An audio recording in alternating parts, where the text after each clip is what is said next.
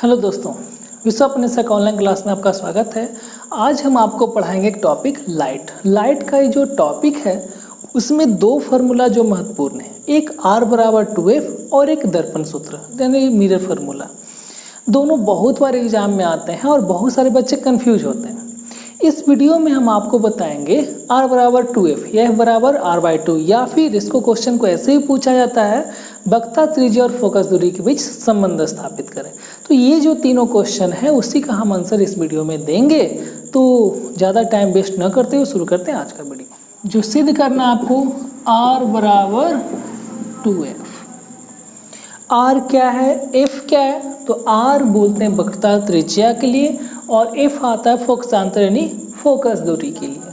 पहले हम एक दर्पण ले लेते हैं। दोनों दर्पण जो है, जो गोलीय दर्पण है, उत्तल दर्पण और अवतल दर्पण, दोनों में बारी बारी से दोनों को सिद्ध करना है। ये क्वेश्चन आता कैसे है, तीन तरीका से आता है, ध्यान रखिएगा।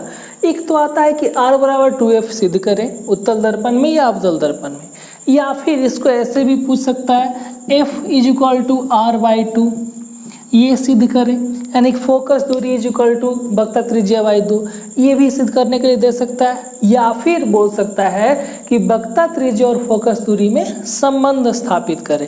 यदि वो भी क्वेश्चन रहे तो वही हम बनाएंगे जो अभी हम आपको बता रहे हैं। ठीक है, तो शुरू करते हैं। तो ये सब कुछ हम आपको देख लेते हैं। तो सबसे पहले हम शुरू करते हैं जो हम आपको बताते हैं अवतल दर्पण में।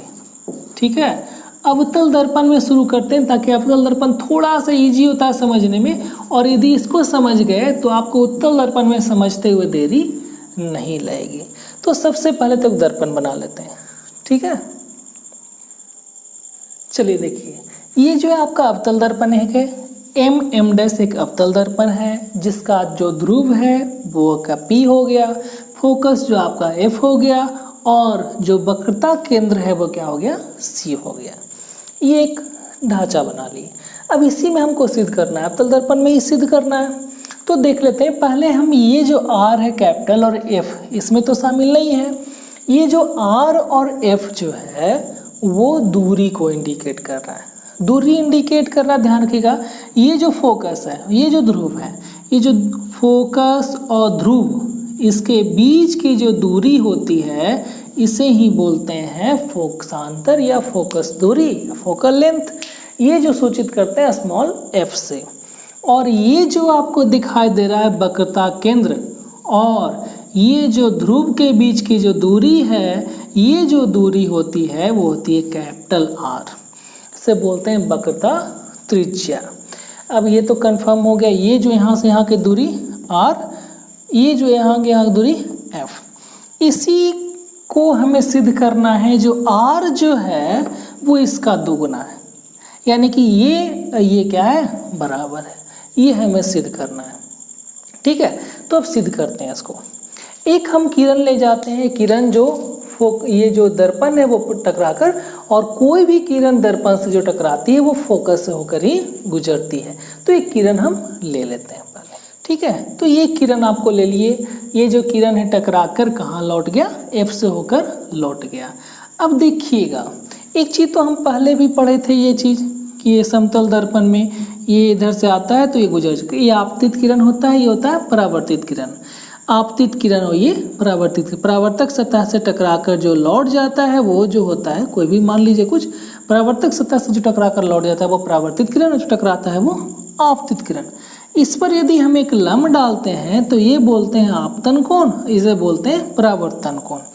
और आपतन कोण परावर्तन कोण हमेशा क्या होता है, बराबर होता है। तो ये दोनों के बीच में भी एक लंब हम खींच देते हैं। तो ये लंब खींच के लिए आपका ये हो गया लंब। ये लंब उसके केंद्र से, वो उसके बिंदु से ही आपको टकराकर इसे एक नाम देते हैं। इस बिंदु को नाम देते हैं हम B। ठीक है, यानी कि कोई किरण आ रहा है B बिंदु से टकराकर F से होकर गुजर गया। एक हम लंब खींच लिए जो BC है। अब लंब खींच लिए तो निश्चित रूप से ये जो कोण होगा ये हो गया आपतन कोण, ये जो कोण हो गया वो परावर्तन कोण। और आपतन कोण परावर्तन कोण क्या होते, बराबर होते हैं। ठीक है, अब इसको हम लिटरेचर में कैसे लिखेंगे जो हम आपको बताते हैं। तो सबसे पहले तो क्या करना है आपको, ये फिगर बना दीजिएगा। ये फिगर चूँकि डॉट डॉट डॉट के पहले आप पहले फिगर बना लीजिए, उतना पहले डिस्क्राइब कर लीजिए जो हम डॉट के पहले किए थे। एम डैश एक दर्पण लिए, अवतल दर्पण लिए, जिसका फोकस F, वक्रता केंद्र C और ध्रुव P है। एक किरण जो आया दर्पण के परावर्तक सतह B से टकराकर वो F से होते हुए गुजर गया। ठीक है, ये आप शुरुआत में लिखिए, आपको पूरा नंबर मिलेगा उस ढंग से। अब इसके बाद क्या करना है आपको, अब इसके बाद ध्यान रखिएगा, एक अभिलंब खींचे B बिंदु से जो C से होकर गुजर रहा था। इस स्थिति में क्या हो गया कि कोण I बराबर कोण R, किससे? परावर्तन के नियम से। परावर्तन के नियम से क्या हो गया, कोण I और कोण R क्या हो गया, बराबर हो गया। कोण I, ठीक है, इसको हम एक नाम देते हैं और इसको चलो B हो गया, C हो गया, हम एक और नाम देते हैं इसको S। तो इस स्थिति में देखिएगा तो कोण S, B और C ये बराबर हो गया किसका, कोण C B F के। ये कोण और ये कोण ये क्या हो गया, बराबर हो गया। जब ये दो कोण बराबर हो गया, कंफर्म हो गया। अब इसमें थोड़ा सा सोचिए, चूंकि हमको यहाँ पर लाना है, ये दूरी हमको यही दो चीज दूरी पता है, उसको लाने के लिए क्या करना पड़ेगा। अब एक कल्पना, निश्चित रूप से ये जो है ये आपका प्रधान अक्ष है, ये जो है वो एक किरण जो है, किरण हमेशा सीधा होता है। ये ध्यान रखिएगा, वो समय भी लिख दीजिएगा कि प्रधान अक्ष के समांतर एक किरण आया है जो दर्पण के B बिंदु से टकराकर फोकस से गुजर गया है। तो ध्यान रखिएगा, ये तो हो गया क्या आपका प्रधान अक्ष, ये क्या हो गया आपका, ये किरण जो है दोनों समांतर है। थोड़ा सा टेढ़ा हो गया है चूंकि हम इधर से लिखे हैं, तो दोनों समांतर है। जब दो समांतर रेखा को एक तिर्यक छेदी रेखा काटती है, जब दो समांतर रेखा को एक तिर्यक छेदी रेखा, ये भी तिर्यक छेदी रेखा काम कर रहा है, ये भी काम कर रहा है, तो क्या होता है, तो संगत कोण बराबर होते हैं, एकांतर कोण बराबर होते हैं और एक ही और के अंतः कोणों का योग 180 डिग्री होता है। तो यदि हम ये और ये एक समांतर दोनों हैं, ये जो है बीच में तिर्यक छेदी रेखा है, तो ये जो कोण है वो क्या होगा, बराबर होगा। क्यों बराबर होगा, चूंकि ये जो कोण है ये दोनों एक दूसरे के एकांतर है और एकांतर कोण क्या होते हैं, बराबर होते हैं। तो देखिएगा कोण बराबर हो गया, कोण SBC इज इक्वल टू कोण BCF। ध्यान रखिएगा, जब भी हम ऐसा तीनों लिखते हैं तो जो कोण है वो बीच में आना चाहिए। C पर बना है ना, तो क्या हो गया BCF, पहले इसका था SBC। तो ये दो कोण बराबर हो गया, क्या हो गया, ये एकांतर कोण से, किससे हो गया, एकांतर कोण से। हम लिटरेचर थोड़ा सा कम लिख रहे हैं, आप वो लिख लीजिएगा। मेन कंसेप्ट पर हम आपको आ रहे हैं ताकि आपको ये समझ सके। एक बार समझ जाइएगा तो जैसे तैसे आप इजीली एकदम आराम से अपनी भाषा में इसको लिख सकते हैं। चलिए देख लेते हैं, ये तो बराबर हो गया, ये बराबर ये। अब देखिए त्रिभुज BCF में दो कोण क्या है, बराबर है। यदि हम एक ही कोण लेते यानी CV और कोण B दोनों क्या है, बराबर है। जब दो कोण बराबर होते हैं कोई त्रिभुज में तो वो समद्विबाहु त्रिभुज ही होता है, और समद्विबाहु त्रिभुज में दो जो भुजा है वो बराबर होता है। तो कौन भुजा बराबर होगा, वो जो दो कोण है उसके सामने वाली भुजा दोनों क्या होगी, बराबर होगी। तो इसके बराबर कौन है, BF, इसीलिए BF, ठीक है, इसके बराबर BF और इसके बराबर CF, बराबर CF। कौन त्रिभुज से, समद्विबाहु त्रिभुज से, ठीक है। ये BF और CF क्या हो गया, बराबर हो गया। BF यहाँ पर, BF ये है और CF ये है। ये तो क्लियर हो गया, ये बराबर हो गया। अब हम इसको आगे बढ़ाते हैं। यहाँ तक बहुत सारे लोग कर भी लेते हैं, इसके बाद थोड़ा अटक जाते हैं। अब हम एक चीज़ देखेंगे, ये तो दूरी है CF, ये दूरी है जिसमें पूरा में इसको घटा देंगे तो निकल जाएगा, यानी R में F को घटा देंगे तो ये निकल जाएगा। लेकिन ये जो BF है ये कितनों चाह लीजिएगा तो निकलने वाला फिलहाल नहीं है। तो इसमें एक चीज़ जो है वो मानना पड़ता है, एक बार मानना, ये कंसेप्ट माइंड में रखिएगा। माने क्या, यदि ये जो बिंदु है B, यदि वो P के एकदम नज़दीक हो, ठीक है, इसको मिटाते हैं, उसको लिखते हैं। यदि जो बिंदु है B, पॉइंट जो B है वो एकदम नज़दीक हो, एकदम नज़दीक, किसके नज़दीक हो, एकदम नज़दीक हो P के एकदम नज़दीक हो, यदि ये जो बिंदु B P के एकदम नज़दीक हो तो क्या हो जाएगा, BF is equal to PF। इसको समीकरण आप 1 मान लीजिए, इसको समीकरण आप 2 मान लीजिए। अब देखिए BF और PF, यानी कि BF बराबर PF, ठीक है। अब इन दोनों में देखिएगा BF और BF दोनों कॉमन है, तो from equation 1 and 2, from equation 1 and 2, equation 1 और 2 से ये दोनों बराबर है, तो ये दोनों भी क्या होगा, बराबर होगा।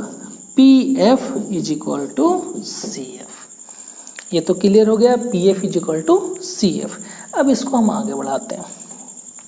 PF दिखाई दे रहा होगा आपको, PF तो है स्मॉल f होगा ही, ये जो दूरी है वो स्मॉल f है, तो ये स्मॉल f आपका आ गया। ये जो CF है ये वाला है, तो इसको लिख सकते हैं, पूरा में इतना घटा देंगे तो ये आ जाएगा, पूरा में इतना घटा देंगे तो ये आ जाएगा जो CF है। तो पूरा क्या है R, और जो घटाने वाला वो क्या है F हो गया। अब इसको हम इधर ले आते हैं तो क्या हो जाएगा, माइनस में इधर आके प्लस में, बराबर F, या R बराबर 2F, या F बराबर R/2। यही आपका सिद्ध करना था, ठीक है। वक्ता त्रिज्या जो होती है फोकस दूरी की दुगनी होती है, या फोकस दूरी जो होती है वो वक्ता त्रिज्या की आधी होती है, ये सिद्ध करना था। हम क्या किए, इसमें जो मेन पॉइंट था सिर्फ उसको हम लिखें।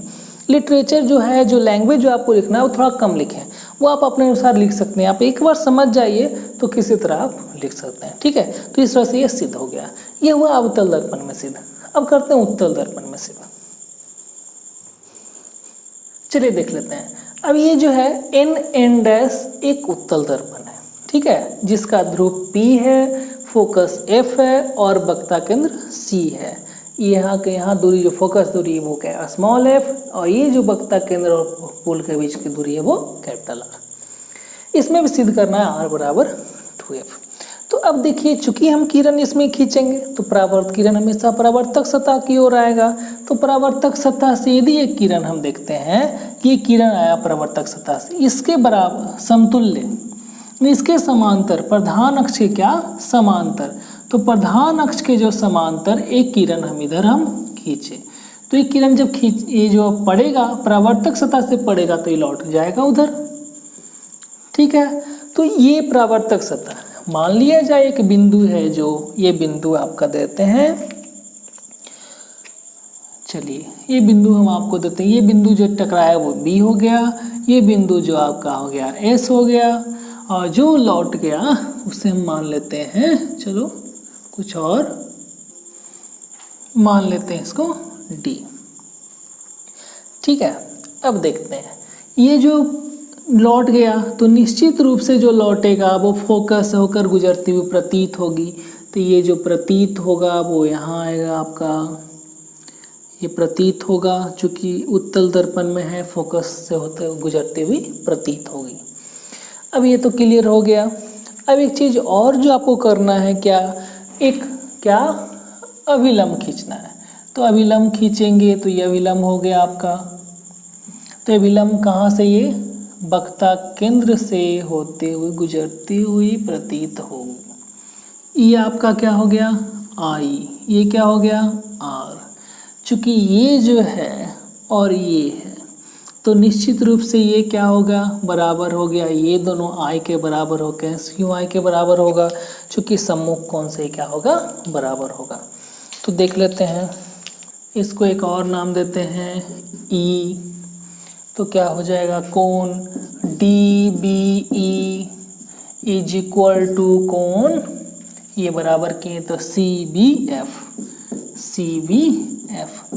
किस कोण से, तो सम्मुख कोण से। सम्मुख कोण से क्या हो गया, बराबर हो गया। ये तो बराबर हो गया।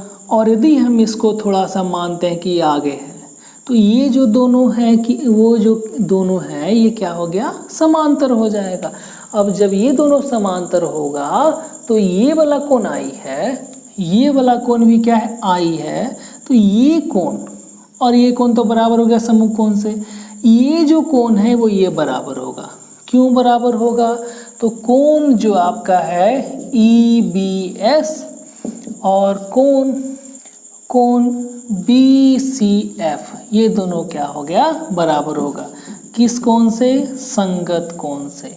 संगत कोण कैसे, ध्यान रखिएगा, जब ये दो तिर्यकछेदी रेखा ऐसे काटेगी तो ये इस रंग से इधर भी चलता है, तो इस स्थिति में देखिएगा ये जो कोण है आर, ये जो कोण है आर, ये क्या हो गया, ये दोनों बराबर होगा। तो संगत कोण से दोनों क्या हो गया, बराबर हो गया। क्लियर हो गया। अब देखिएगा फिर से वही, एक त्रिभुज है, त्रिभुज किस में, त्रिभुज बी सी एफ में दो कोण क्या है, बराबर है। तो दो भुजा भी क्या होगी, बराबर होगी। तो इसके सामने वाली भुजा B F is equal to क्या हो जाएगा, ये भुजा और ये भुजा ये सी एफ क्या होगी, बराबर होगी। त्रिभुज बी सी एफ, चूंकि ये क्या था, समद्विबाहु त्रिभुज बन गया। समद्विबाहु त्रिभुज से क्या होगा, दोनों बराबर होगा।